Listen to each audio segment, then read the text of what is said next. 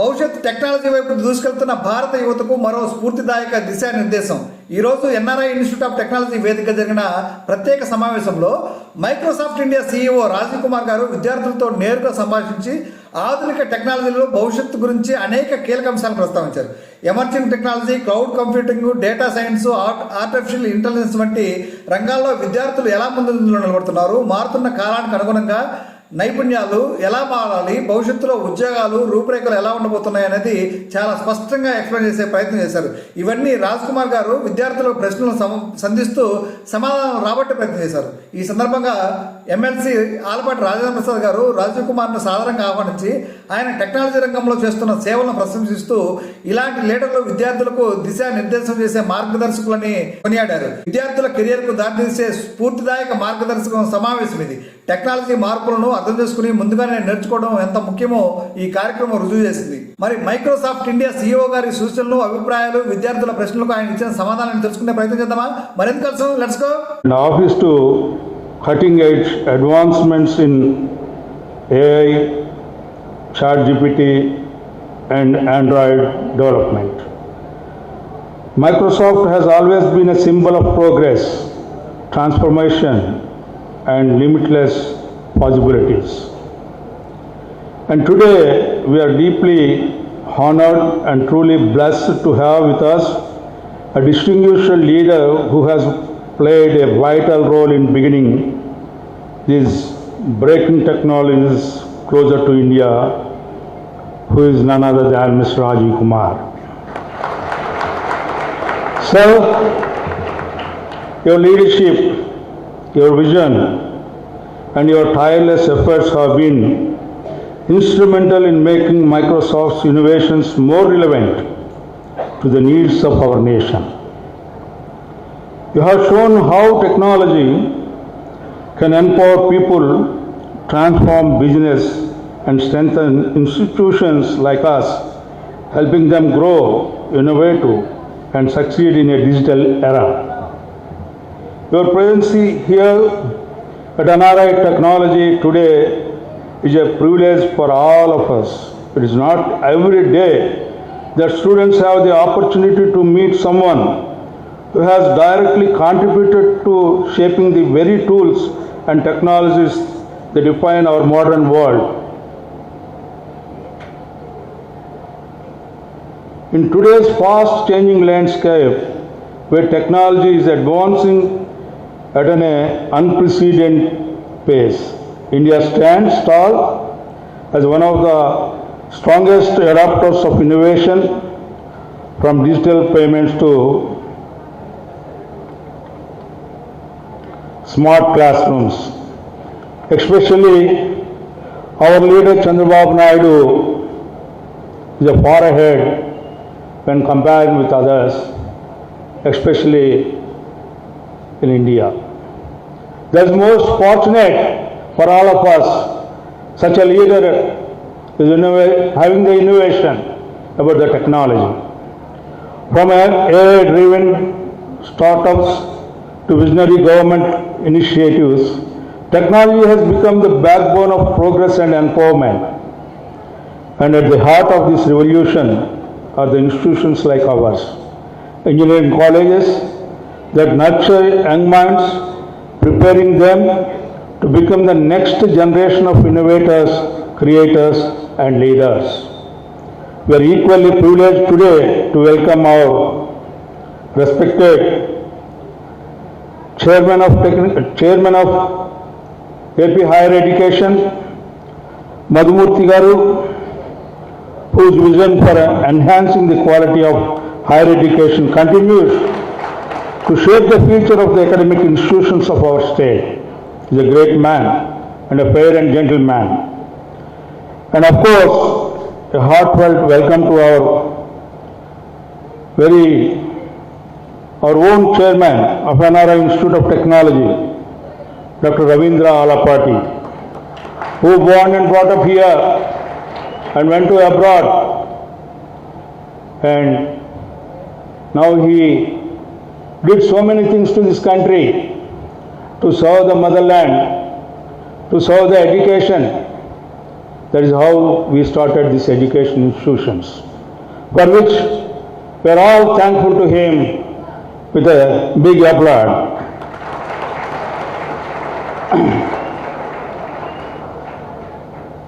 With a noble vision of imparting quality education to the youth of our nation. That is how he established NRI architect. He loves agriculture.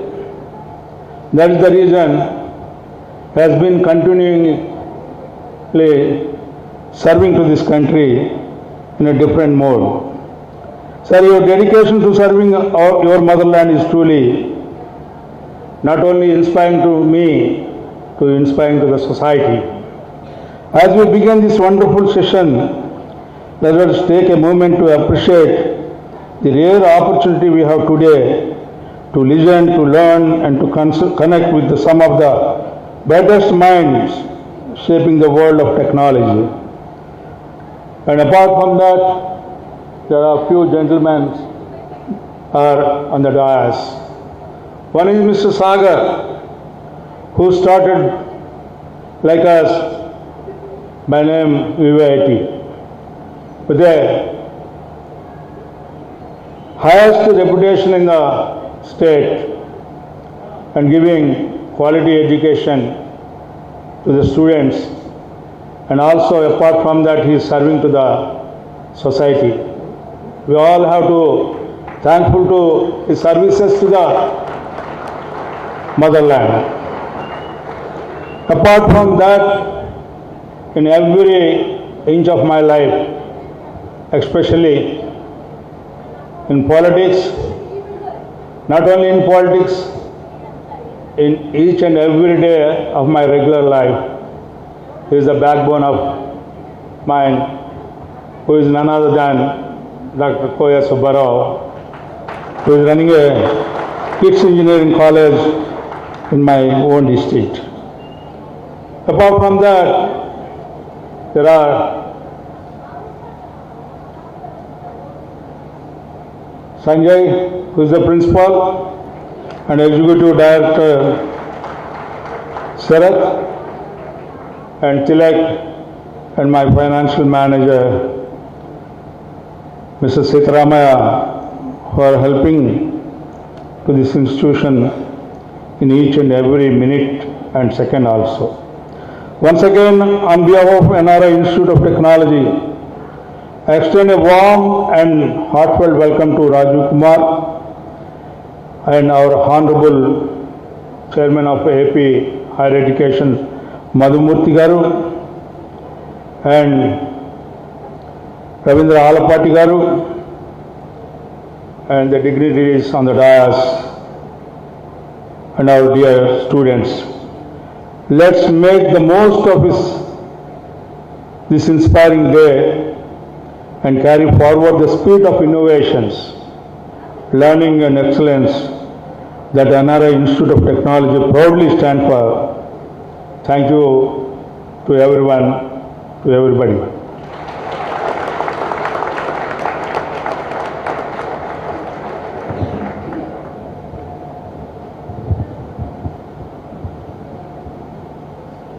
Thank you, sir, for your valuable insights. Now I request our Honorable Chairman, Dr. Alapati Ravindra Garu, to address the gathering. Please, sir.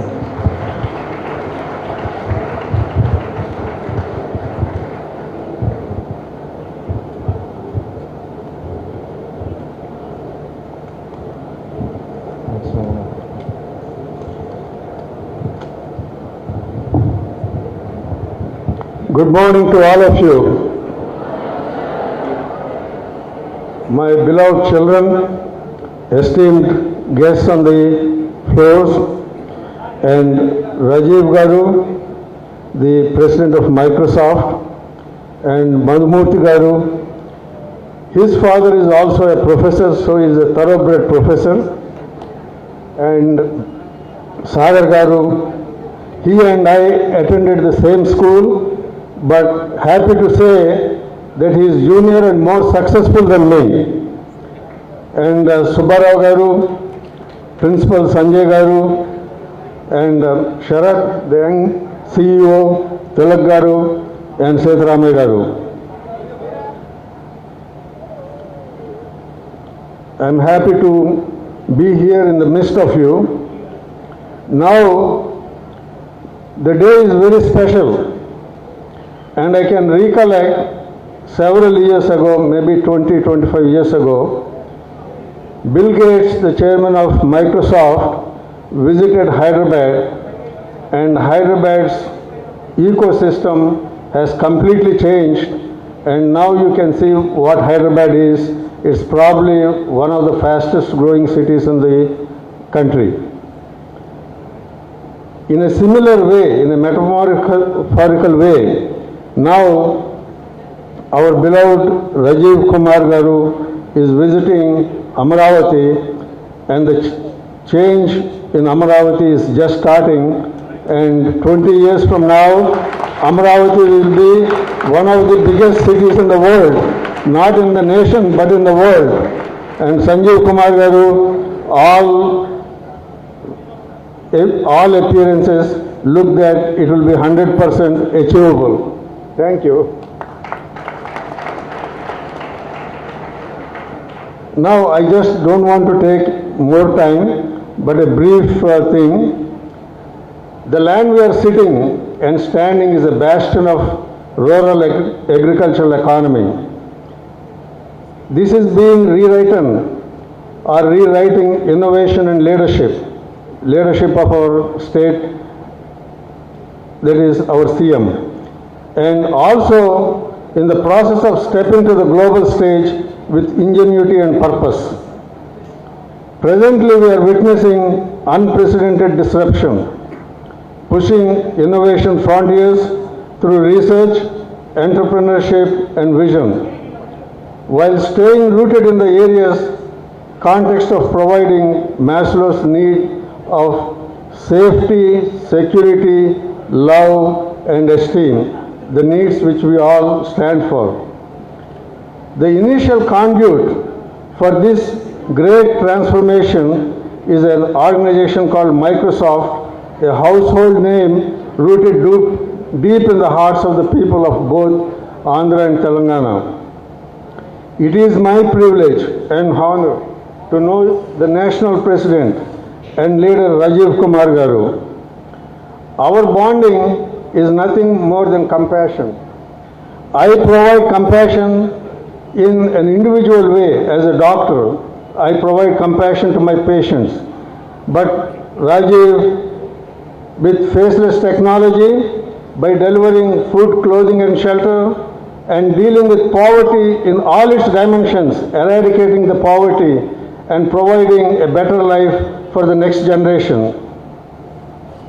To go into a little bit of personal, outside of work, I was told that he finds happiness in yoga, meditation, and cycling, and cherishes time with his wife, Rekha, also an IIT Roorkee alumni, and their two daughters, Ishita, a software engineer working for Microsoft, and Sneha, a doctor. Am I right? Oh, okay. Those who know him describe him as grounded and inspiring, someone who leads not just with intellect but with empathy. Understand the word empathy. Am I right? Okay. As he often says, leadership is not about being in charge, it is about caring for those who are responsible for and inspiring them to achieve their full potential. I am not a technologist. My brother, who is a politician, has described technology in detail, and I don't want to deal with technology. With this, I warmly welcome my good friend Rajiv to address the gathering, as you are all waiting for them.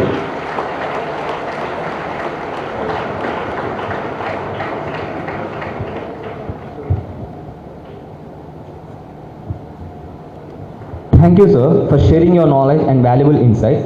Now, I request Chairman of Andhra Pradesh State Council of Higher Education, Professor Madhumurthy Garu, to address the gathering. Please, sir.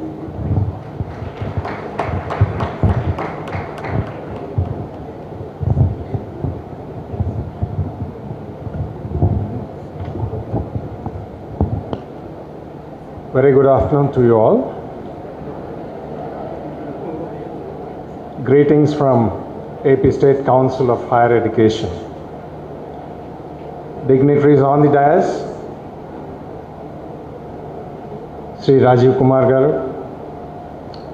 Managing Director and President of Microsoft India Development Center, Hyderabad, Sri Alapati Ravindra Garu, Sri Alapati Rajendra Prasad Garu, Vidyasagar Garu, Subbarao Garu,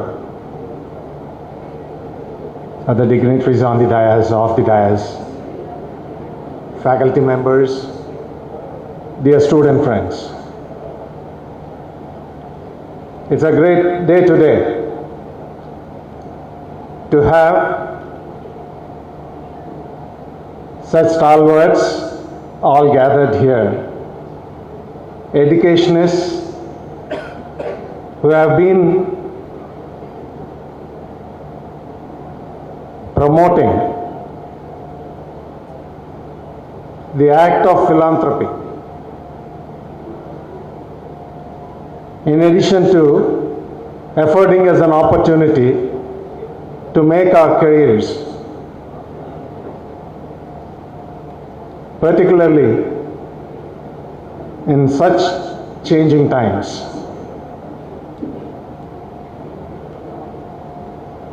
As we all understand, things have been changing at a rapid pace, and technology has been transforming every aspect of life. The way we teach, the way we learn, the way we live, work and network, all things have been changing. We also should realize that there is a great need in the way we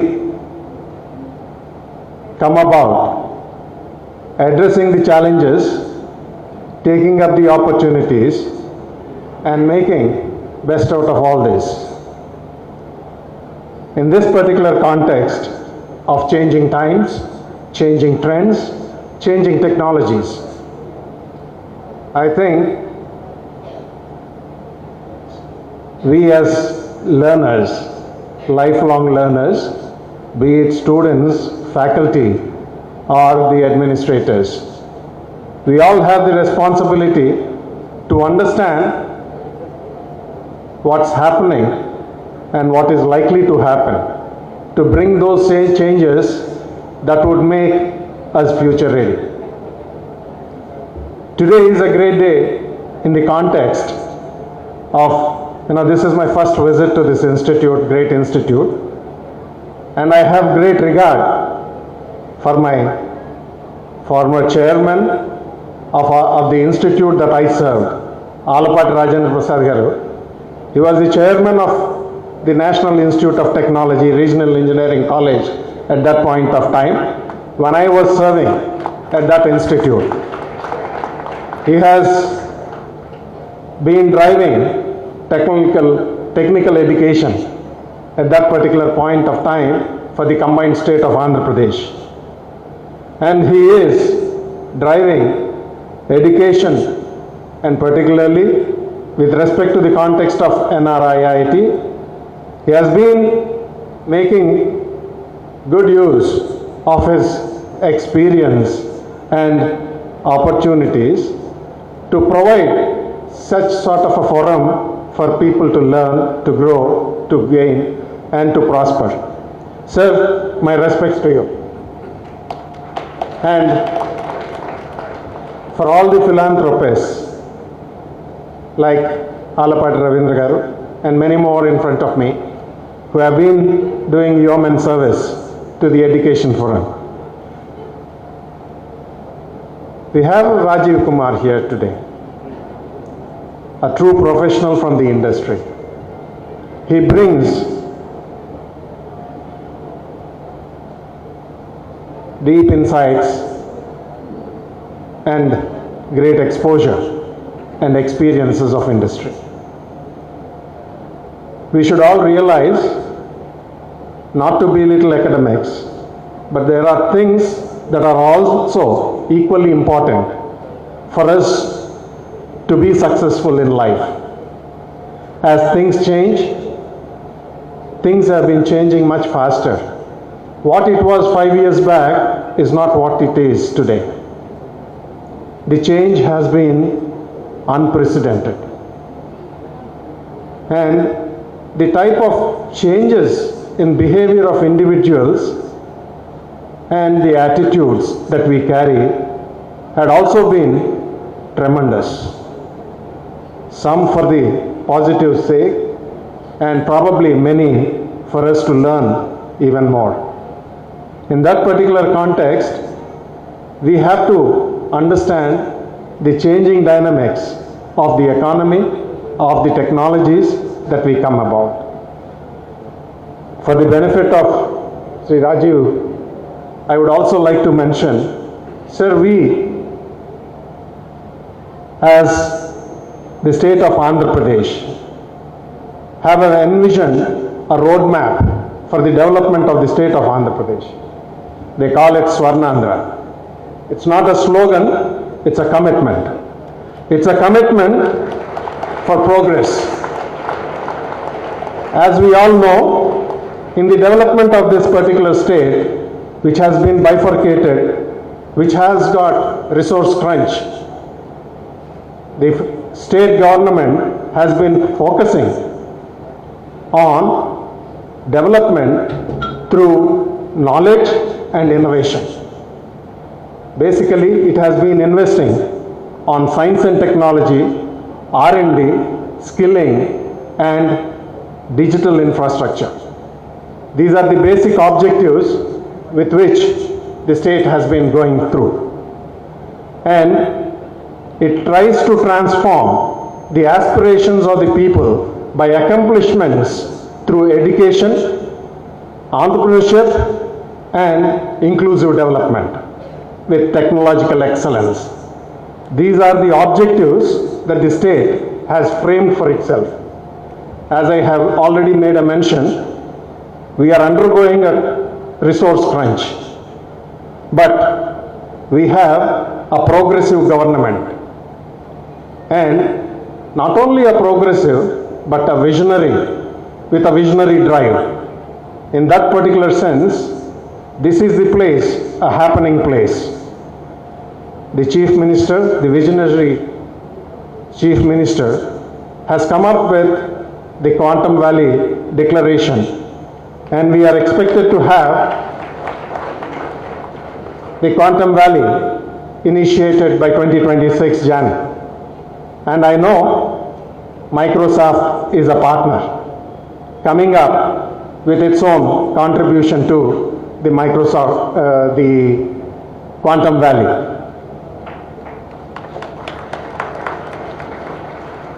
As part of the education system,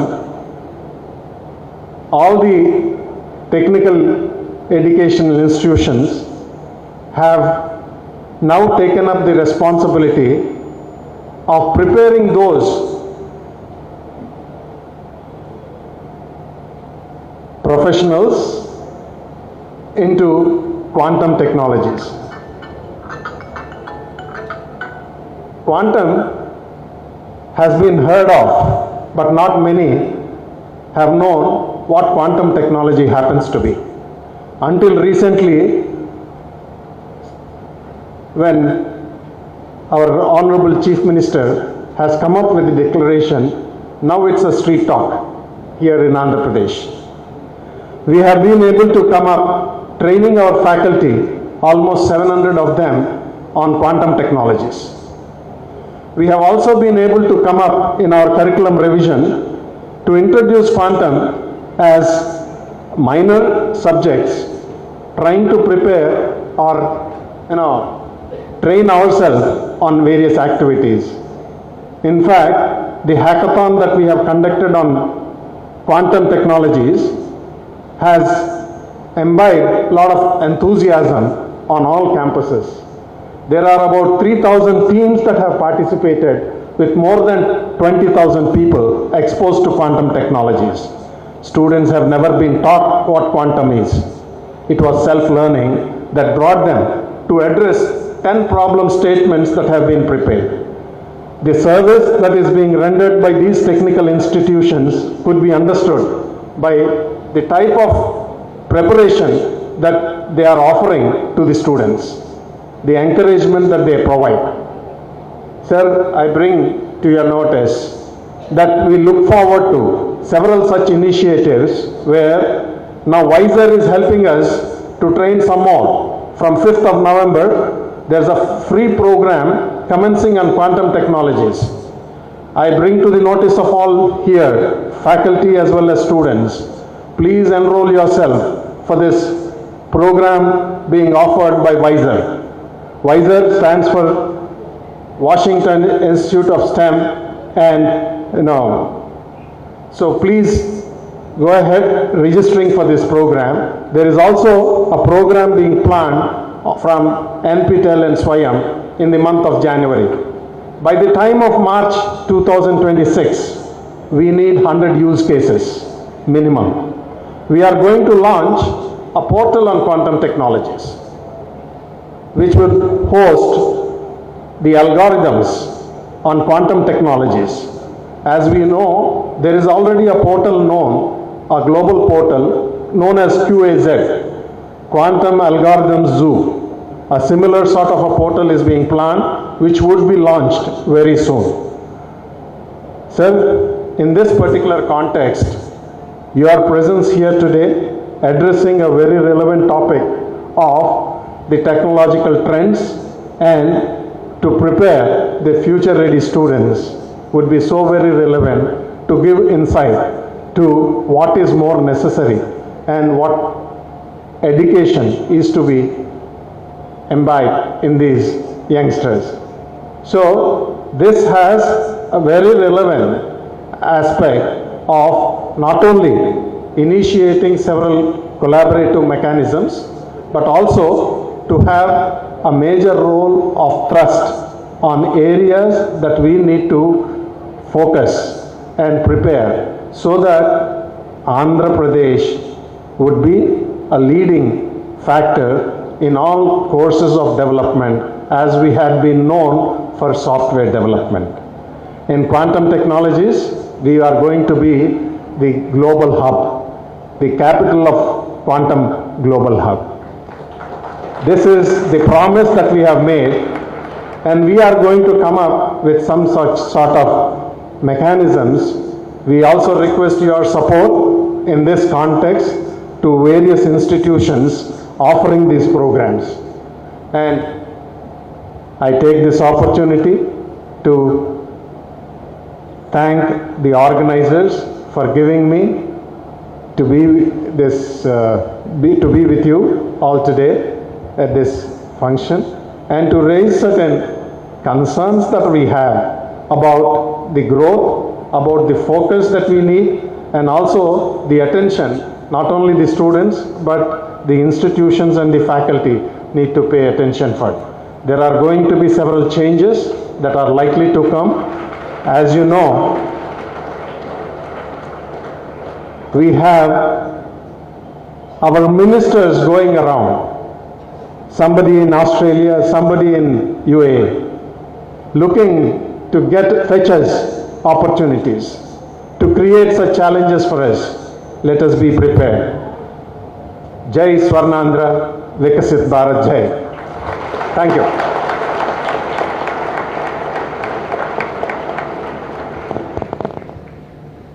Thank you, sir, for your thought-provoking speech.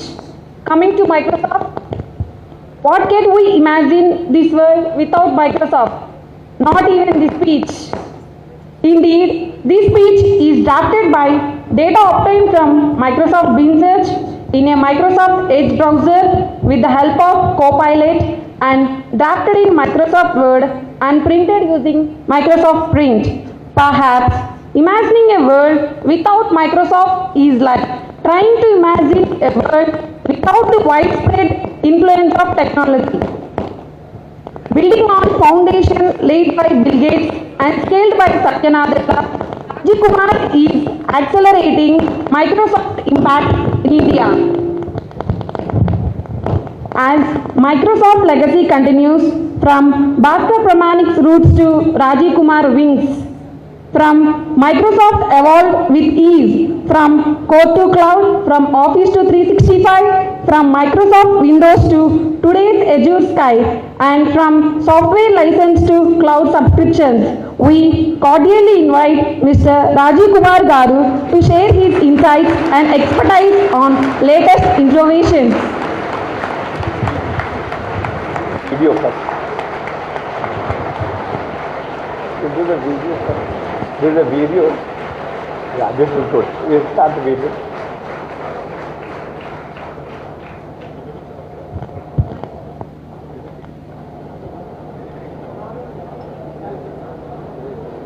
Hello? Hello, can you hear me? Okay. So I have to start by saying Andariki Namaskaram. Please stand up and give Ela unnaru. a Almost so nice. give a big clap.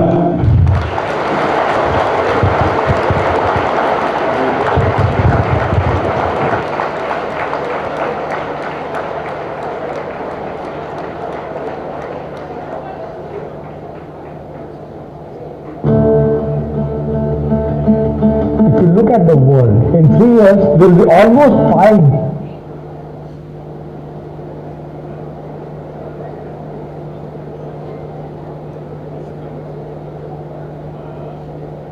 You want us to clear the stage? No, no. Oh, but I will want. Yeah, no, better. So it's yeah? Yeah, sure. Yeah, yeah. It will be 1 hour, so yeah, 1 hour. Yeah. Whatever, yeah. Yeah. See also exactly. Because this is slide, lot of slides. Yeah. Good idea. Good idea.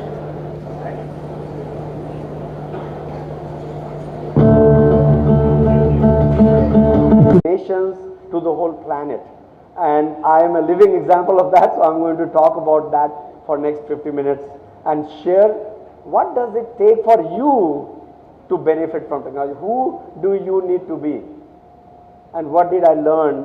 Through what I have learned, I would like to share that with you so that you can use some of those learnings and capitalize on the technology. I'll start by, so this is my little life. My whole life is in one slide. Born in a small village in Jharkhand called Sahibganj. That Sahibganj, when I was driving from Vijayawada to here, I could almost feel I was back home because I've crossed so many small villages, very rural setting. The place I was born did not have water, did not have electricity. I grew up in a small village in a farm. It just happened that I was in a school, there was a good school. See how education changes life? I happened to be born in a small village that had a school called St. Xavier's. I went there, class 10, my father gut said, maybe you should go to Calcutta St. Xavier's. I ended up in Calcutta St. Xavier's. There, I found out everybody is preparing for IIT. I have no idea what IIT is. I just studied hard. I did not get into IIT that I wanted, which is IIT Delhi, where my brother was. I went to Roorkee. From there, I found, okay, people go to US. So I applied to US. It was just in 22 years, I went from being in a village to be in Austin, Texas. All because it was just focused on whatever was there, just do the best. So that's my little life. Since then, the only company I've ever worked is Microsoft. Microsoft was a startup in 1991 when I interviewed. Many of you in the back were not born. I realized that shows how old I am. But I joined Microsoft in 92. I was fortunate to work with the three big, probably the best CEOs in the world, Bill Gates, Steve Ballmer, and Satya, for almost a decade each. So I've learned a lot, so I'm going to talk about that today. I also want to talk about why I came back to, go back one slide, because I do want to talk about balancing life. Because the bottom of the slide actually talks about what I really believe in. I believe in a balanced life. I came back to India to meditate actually, not to work. but I found time because me and my wife thought in India we'll get time, so we do meditate. We continue to learn. I'm learning tabla. I can play it on bhajans. That was my goal. I have 2 daughters and 1 wife. Good problem to have. That's the right numbers. So I have that. I love traveling. Traveled to almost 78 countries in the world, and 7th continent I'm going in December, in the South Pole this December. So I'll go all 7. And then for health, I do yoga and cycling. I just thought I put that in perspective so that the rest of the talk will tie to who I am. So if you look at the world last 1,000 years, and you look at the growth of how the world changed, transformed, for the first 500 years, not much transformation, because it was very locked world. There was no technology. The first big technology that unlocked power of human being was printing press. AI is very similar to printing press, by the way, and I'll tell you how. When printing press happened, you could take knowledge and print it and send it to other places. Otherwise, before printing press, you have to be born in the city where that person knows the knowledge and transfer that, or you have to travel. So that was the first unlock. So you see the GDP went from 0.4 to 1x, and then as the last 50 years, probably of my life, probably have seen the maximum amount of innovation. Right from, well, electricity and steam engine, that happened before I was born, but a lot of it is in the last 50 years. I'll talk about that. But the more technology happened, the more GDP grew. In fact, if you look at the next slide, India benefited because of the third revolution. The first revolution was about industrialization, where people went from building things at home at small scale to large scale. They used steam engine, they used machines powered by like physical power. But then the second industrial revolution happened when the electricity was born, where we could actually take a machine and automate it. It could run 24/7. And the third one happened with the silicon, with the computer science coming in, which was in 70s and 80s and 90s and 2000, last 50 years. And that, if you look at the next slide, go to the next slide. If you look at India, this is India's GDP. When I came back to India in 2003, after working there for 15 years, the GDP was about 700 billion. That's it. Now there are people who have that much money, by the way, one person, close to that. And in the last 20 years, our GDP has gone from 700 billion to almost 4 trillion. So thanks to our Chandrababu Naidu Garu and our leaders, country leaders, who have really transformed the country. But there is only one technology that has changed India's perception in the world, and that's IT. So I just wanted to make sure that you understand the power of one technology changing one nation. That's what has changed me. And I was just like you or anybody else, born in a small village. And what changed was my knowledge of computer science. I'll talk some more later, but let me just keep going. The last one I'm going to talk about is AI. AI is actually an extension of software, because it's just a different kind of software. This is not a software that runs on CPU, it runs on GPU. It's a software that knows, it basically has learned from us through data. So I'm going to talk about in detail, a little bit color of what AI is in very simple terms, so that you understand what is going to change. After AI, it will be quantum, when we are working on that. But the next generation, the next 30 years is really about AI, 25 to 30 years. And quantum will come, it will slowly grow up, but AI is here and now. So what makes AI more interesting? Let me talk about that. Let's go to the next slide. So I'm going to talk about generative AI in a moment, and I'll also talk about what does it take for you to capitalize on that. How can you take advantage of the new technology? That's the rest of the speech. So this AI is actually it's a profound technology. I have been in this for almost 30 years. When I joined Microsoft in 1992, the PC wasn't very popular, by the way. It was if you're aware, Windows 3.0 had just shipped in 91. It was not very successful. It was really in 92 when we shipped with 3.1 that it took off. So it was a PC era in 1990s. Then came the dot-com boom, the internet in 2000. From internet came mobile, 2007.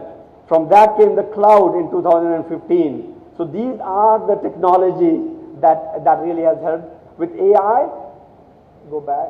Okay, so AI has three, go back.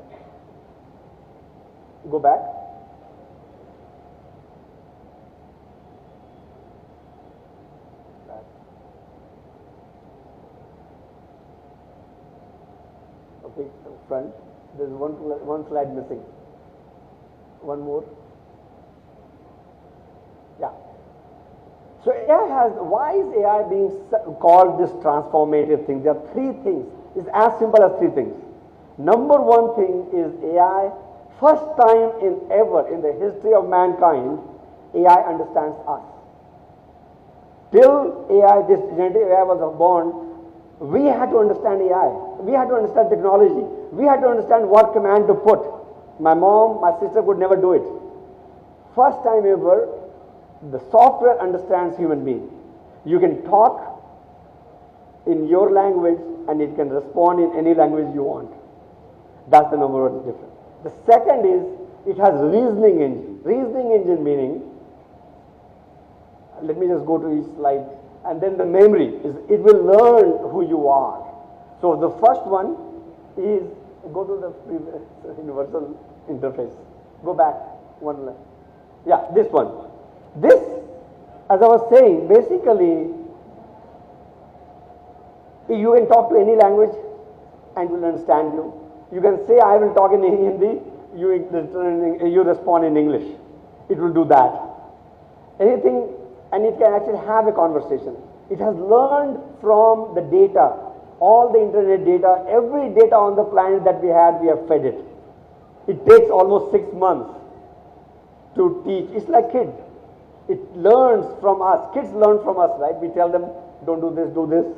This is how you speak, this is how not. That's what we have done to the computer now. So that's why computer can understand, when you say something, it understands what you are saying and respond. Sometimes it makes mistake, by the way. Kids also make mistake. This is only 2-year-old, by the way. Imagine what will happen in 20 years. So it will really get better. So that's number one. Number two is a reasoning engine. It can reason.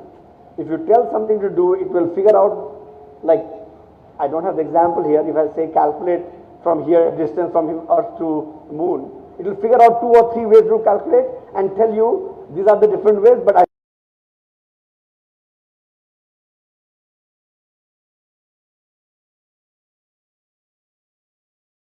is memory. It's starting to understand. My name is Rajiv.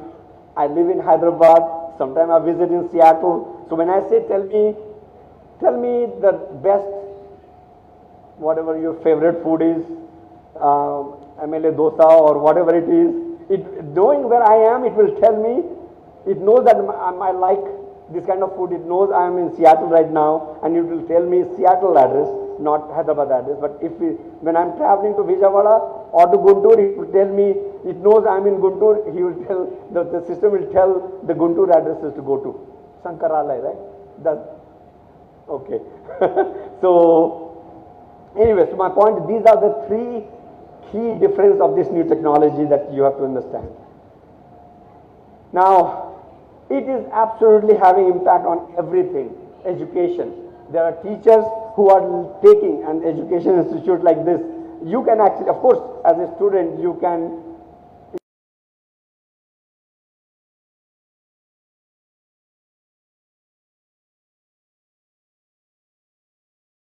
education will change dramatically, because now this AI can teach you the way you know how to learn. It will understand how much you know, what mistakes you have made in the past, and it will help you.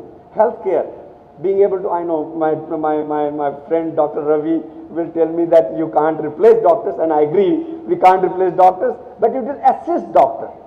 It will look at all the data and tell this may be wrong. So it is assisting and making the diagnosis more precise. You take any, like we are working with Andhra Pradesh government, with UP government to advise farmers how the soil quality is. Are you able to, I'm speaking too fast? Is good? Okay. We are working so that we can tell farmers what to sow, depending on what we know about the rain will happen or not happen, the quality of the moistness of the soil. We advise the farmers to be able to get better crop, you know. So there is lot of, every aspect of human being will get impacted with AI, let me tell you that. Every aspect. Okay, so that's very profound. I just wanted to summarize what I said before. Basically, in my own short life of 30 years, many inflection points have come. PC, followed by internet, followed by mobile, then cloud, and now AI, and then it will be quantum. But quantum is next. I think AI is here and now. Okay. The question is, you will ask, the question is, what do you do? Because anything you learn will be obsolete in 10 years. So the question is not what you know, but what you are. Who do you need to be to succeed in the next 20, 30, 40 years? That's your question. So what I'm going to do is I'm going to share what I have learned in Microsoft in 33 years from one of the best leaders on the planet. Okay? Is that good? Okay. I'll do that. Thank you. So I'll start by saying that really is a journey of continuous learning. My first day at Microsoft, 1992, June 29, I joined Microsoft. I got the offer in January of 1992, and they made me an offer saying, Rajiv, you are selected and you are going to work on compiler. Those who are in computer science, you understand compiler, right? And I called them back and said, I don't know anything about compiler. In fact, I think I'm scared of compiler because the compiler class, I did not do well. And that lady, that recruiter said something that changed my life. She said, Rajiv, we don't hire people for what you know, but we think that you can know. See, that's profound. It's not what you know, it's about what you can know. And you know, I worked on the compiler for 9 years. 12 of my 25 patents in compiler. So my point is, if you put your effort, you will learn it. Anyway, I meet Dennis Kennedy that day. Save his soul. He is no longer there. He passed away in COVID. One of the best leaders I have worked for personally.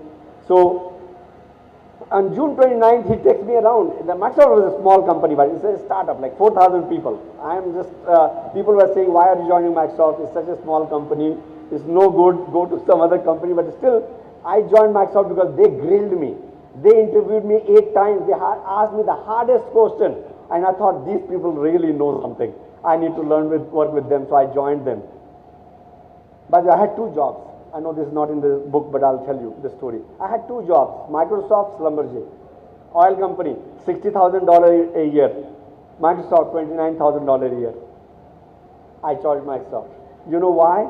Because they really grilled me. I wanted to learn, not so money. Don't run after money. That's probably one of the best decisions in my life.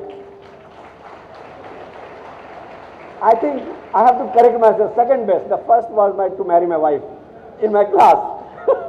This was my second best decision in my life. Anyway,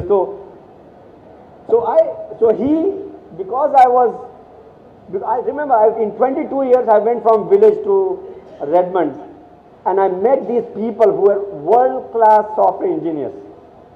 I met Tim Patterson. Tim Patterson is the person who sold DOS operating system to Bill Gates for $50,000, and that became Windows, DOS, and PC came from that. I meet him and I'm saying, look, I don't know compiler.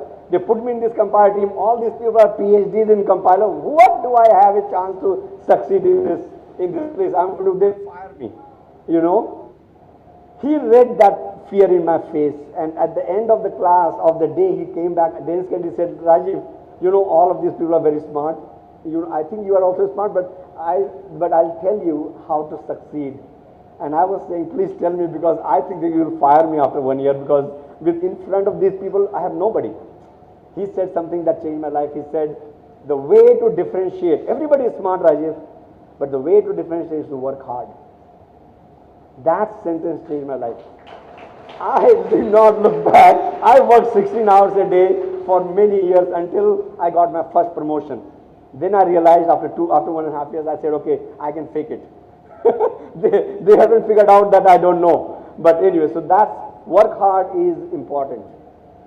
Okay, so that's my first learning at Microsoft. Let's go.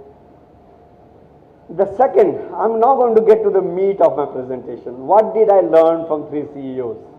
Each one are world, this will probably go back, each one of these are like world-class people. Bill Gates, who created Microsoft in 1975. Satya, he really saved Microsoft. Amazing. He birthed Gen AI. He put $4 billion in OpenAI to create ChatGPT and Copilot. He gets a lot of credit. And Steve Ballmer, like his energy is like so much. If he was in this room, this room will be full of his energy. He's just so dynamic. So anyway, I have learned from these 3 people. I'm going to talk about three people. The first one I'm going to talk about is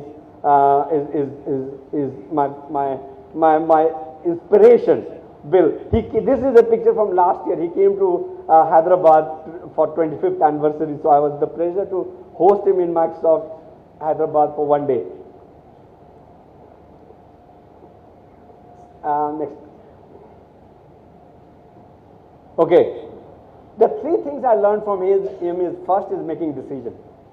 How to make decisions. I do not know. I'll talk about that. Then I'll talk about 2.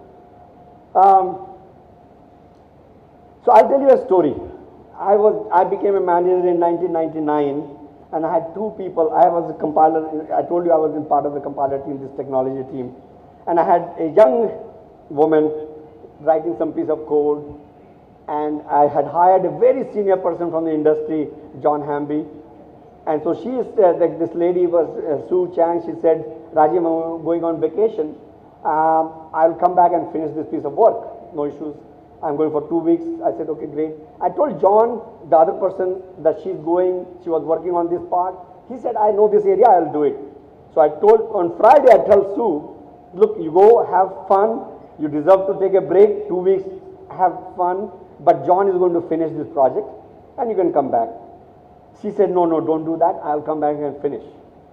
And I just took it casually, and she went, and John finished the project. He checked it in, and everything was fine. She comes on Monday, and Monday evening, she comes to my room very mad, saying, why did you let him do this piece of work? It's my work. I should do it. And I said, who cares? Let him do it. No, Rajiv. It was pride for her. She said, look, I already told you I'm going to do it, and I want to do it. But he should not do this. I'm going to check. I'm going to remove everything is done, and I'm going to redo it. I go to John Hamby. I say, John, she's really upset. Please let her redo. And he said, I'm the most senior technologist in the world. You don't trust me? I said, John, but she is very upset. He said, okay, so you don't trust me then. I go back to Sue, saying, look, he's saying that he's a senior leader. You can't remove his stuff. She says, nothing doing. I'm going to redo it. I don't know what to say to whom. I was really in a bind. Do you see that? Both are right. What do I say? God's grace. Bill Gates writes a mail to everybody in Microsoft saying how to make good decisions. And I read there, he says many things. He says, look at all the data, do all the analysis, no analysis, paralysis. But in the 3rd or 4th point, he says, your goal will decide what you do. So, in this case, the question is, what is the goal? Make everybody happy? Then Sue should redo it. If the goal is to not waste time and ship early, then hey, Sue, too bad, it's already done, I'm going to redo it. I just did not know at that point that I could go tell John, and this is my goal, and because of this I'm making this decision. See? So one of my very early in my career, in the beginning of my management career, I learned to make good decisions. And good decision requires, I later figured out why the hell I can't make decisions. You know what? I'm from a village, many of you probably have the same issue. When in small villages, when there is Diwali, or the mother and father will say, okay, eat this because you like it, wear this clothes. When you grow up to 25, marry this person. Where do you make decisions? We don't get to make decisions.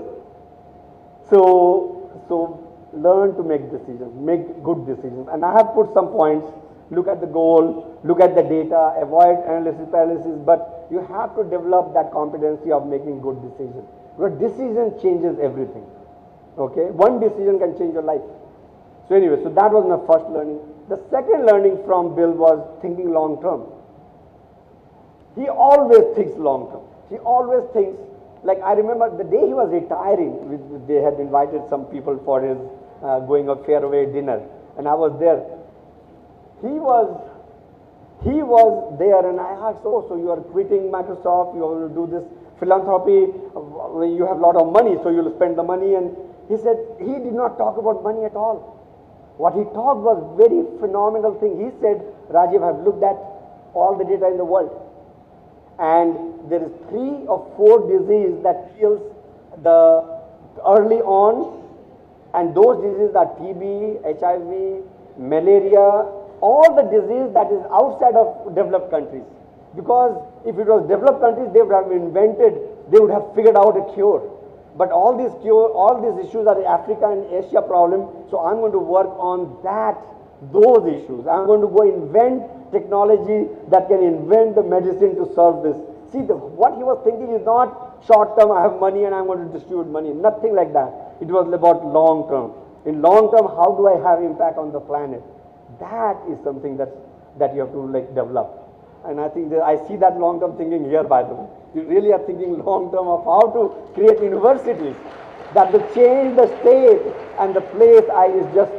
This is reflective of what Alapati Ravi Garu and Rajendra Garu is doing. So then the last one is taking risk. You have to take some risk. I remember, and I'll make it short in the interest of time, when we were Windows was successful in 1995, 96, we were going from 16-bit to 32-bit. The whole world did not know whether this transition will really happen from 16-bit computer to 32-bit computer. But Bill Gates took the risk of betting the whole company on that we are only going to develop 32 bits. And guess what? Within 3 years, Microsoft software became #1 in everything. Office was second. Lotus 123 was #1. WordPerfect was #1. And we just took over because he took the risk that the world is going to change and we have to capitalize on that change. So those are the 3 learnings from Bill Gates. The next one is my favorite. He is Steve Ballmer. Not many people know him, but he was our sales leader, high energy. If you meet him, he's big, he has this personality, he has this persona, presence, and great at networking because, of course, being a salesperson, he knows how to make. So, the 3 things I learned is having a presence. Let me tell you the story of my presence. See, I come from a very small place, right, village. Let me go to the, yeah. In 1999, I became manager. In 2001, I became general manager. They promoted me quickly. And I remember going to these meetings. And I would say something. And remember, I was Indian. I was in US that time, by the way. They're all white people. And there are some Indians. Right now, it's like a lot of Indians. That time, it was a lot less. And that time, my manager was Kavi Singh. So I was starting getting this issue that when I talk, people don't listen. So I go to Kavi's office, Kavi Singh, because he was Indian, I could talk more freely. I said, Kavi, what's wrong? This morning, I was in this meeting. I said something, nobody listened. Andrew said exactly the same thing, and everybody said, that's a great idea. What's wrong? And he said, yeah, I noticed that. I said, tell me why? And he said, you have no presence. I said, what do you mean I have no presence? He said, when you come in the room, nobody notices. When you sit there, nobody really cares. And when you say nobody really is listening, I said, how do I fix it? And he said, I don't know. I said, okay, that's very helpful. You tell me I have a problem and you don't tell me the solution. So anyway, so he was amazing leader. He helped me get at least 3 or 4 life coach. Somebody was going to teach me how to speak. Somebody literally taught me how to dress up, how to sit, how to look eyes to eyes. You know, all those things matter.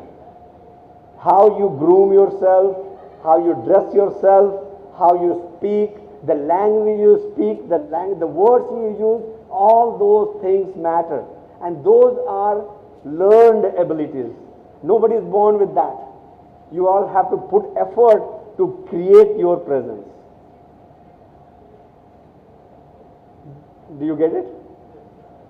Right? It's not that you just, thank you. So, second one is really about generating energy. Like when Steve Ballmer is in the room, his voice, his questions, his prodding just generates energy. Where you as a leader have to create the right team, world-class team. You have to, the one thing that really takes away the energy is your arrogance. You have to be humble, respectful yet confident. Humble, respectful yet confident. See, in India, people teach you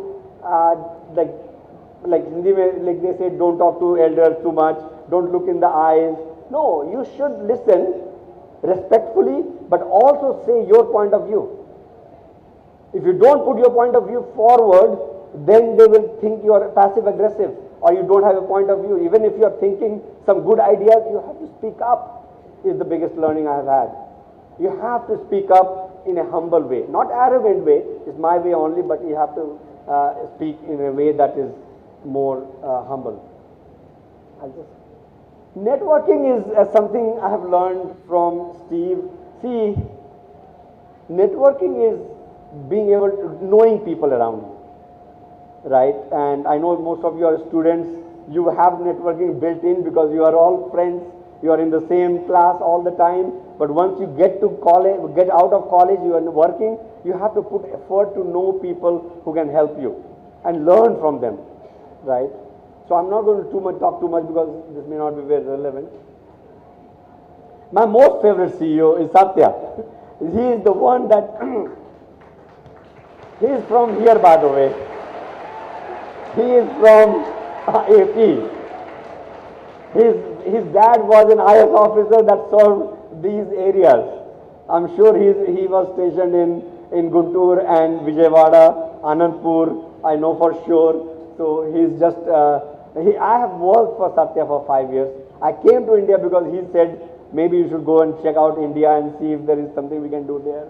And 20 years back, and I think now rest is history, India is the second largest Microsoft presence outside of Seattle. So that is, and most of it is in Andhra Pradesh, Telangana. So that is just, what I learned from communication. See, what I learned from Satya is, his ability to communicate is precise. When he speaks, he is so clear that you'll say, okay, that makes sense to me. He will take a very complicated idea and say things in a way that you say, okay, I get it now. So in communication, there are a few things you have to remember. One is, communication is not about just you speaking. It's also listening. Listening with generosity. Listening to understand. And then responding with whatever idea you have after that. So that's the number one. The second thing he taught me was this. I was having dinner with him one night after his keynote in San Diego. We went for dinner, and I was asking, how do you communicate so crisply, so clearly, with so much clarity? And he said that really had a lot of deep impact. He said, look, those who have learned software, you know, you create this flow chart, you start, then you have this step, then there's a branch, if, then, yes, no, then you have this. He said communication is like that. You have to start, you have to know your story, you have to know your flow, and just stick to that flow. So in the meetings, when he gets distracted, people will rat hole and talk about something else. He will come back and say, okay, this is the point I made, this is the next point. Because in his mind, it's really a structured way, things that he needs to say. So that's something that I have learned from Satya. The second learning for me is, I used to work for Satya, and we have traveled with him a lot, because we were buying great planes in North Dakota, then we were buying a company in Sweden, Exapta, and in all these flights, I would be watching TV and he would be reading a book. I would get out of the plane and he would tell me what he read from the book, and I'm saying like, that's so silly. He is my manager, he is reading and I'm wasting my time. What he taught me was continue to learn.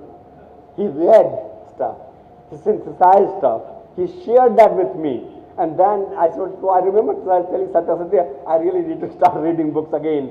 I had got into meditation, and then I thought, okay, I don't want to do anything, I don't want to read, I don't want to do anything, I just want to meditate, but that's not right, you have to do both. So anyway, listen, the other thing is, you cannot, see, there are two ways to learn.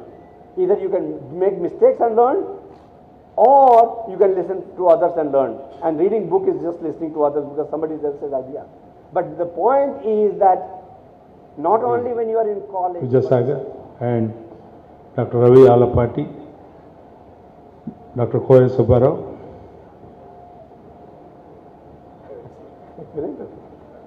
Sitaramaya garu, Tilak garu.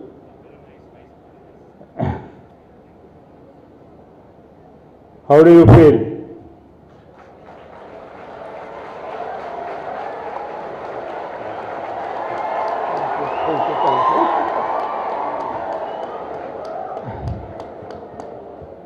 In my lifetime till today, I saw so many people who gave the excellent speeches. But this speech is no comparison with anybody. That's how he make out and made out to all of us. Thank you. Thank you.